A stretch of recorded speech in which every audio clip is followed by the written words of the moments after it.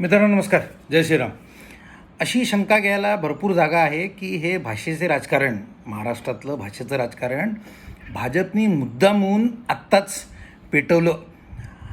18 जूनला देवेंद्र फडणवीसांनी हिंदीची सक्तीचा GR काढला आणि नंतर त्या मुद्द्यावरती दोघं भाऊ एकत्र आले. मराठीच्या मुद्द्यावरती दोघं भाऊ एकत्र आले आणि आता अजूनही युतीची घोषणा झाली नसली तरी दोघांमध्ये वाढता समन्वय क्लिअर कट दिसतो आहे. म्हणजे उदाहरणार्थ, परवा राज ठाकरेंनी मीरा भाईंदरला जाऊन एक सभा घेतली.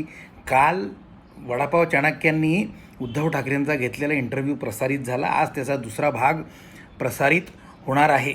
हीच युती पुढे वाढत जाऊन हाच समन्वय पुढे वाढत जाऊन जर का दोघांची युती झाली आणि त्यांनी भाजपला टक्कर दिली तर महापालिकांच्या निवडणुकांमध्ये 5 जुलैला राज ठाकरेंच्या शब्दात सांगायचे तर याचे सगळे श्रेय फडणवीसांचेच आहे. म्हणजे असे की जे बाळासाहेबांना सुद्धा जमले नाही ते फडणवीसांनी करून दाखवले. मग हे जर का सगळे खरे असेल तर आपण हात दाखवून अवलक्षण केले असे फडणवीसांना वाटत असेल का? कुठेतरी त्यांना पश्चाताप वाटत असेल का? तर मित्रांनो, अजिबात नाही.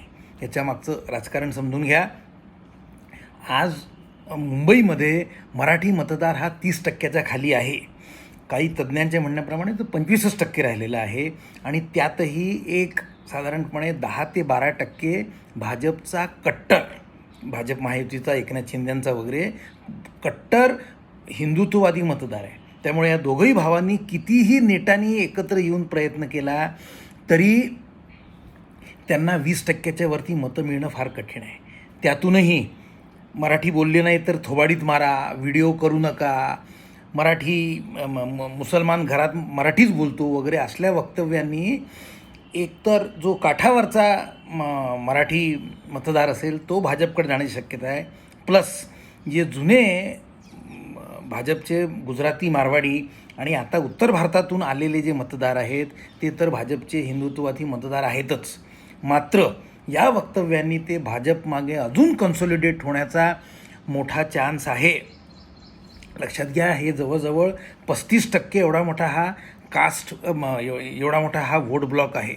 तर काय, ठाकरे बंधू जोपर्यंत 30%चा मार्क क्रॉस करत नाहीत, खरं म्हणजे 35 पण कमीत कमी 30%चा मार्क क्रॉस करत नाहीत, तोपर्यंत ते भाजपला टक्कर देऊ शकण्याची अजिबात शक्यता नाही.